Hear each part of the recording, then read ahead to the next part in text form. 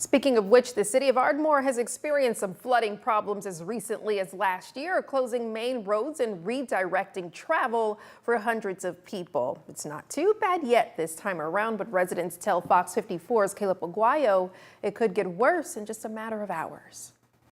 Residents here in Ardmore tell me when it rains, it pours, and the floodwaters rise quickly. Just one strong downpour can make city roads completely inaccessible and totally submerge your car. In fact, it's gotten so bad here in the past that floods have totally submerged cars under the Main Street underpass, requiring rescue teams and swift water recoveries. Property can be replaced, of course, but, you know, a vehicle's a big deal, losing a vehicle.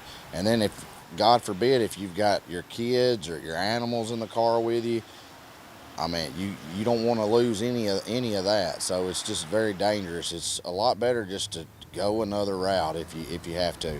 That's the main piece of advice from Ardmore Police Chief Jeremy Robison, who tells Fox 54 that main roads and interstates are often safer than county roads. Try to stay on main roads.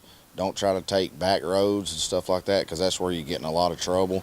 Those roads wash away easier. They're not as well maintained as the normal roads. So I'd just say that, and if you see water across the road, don't go through it.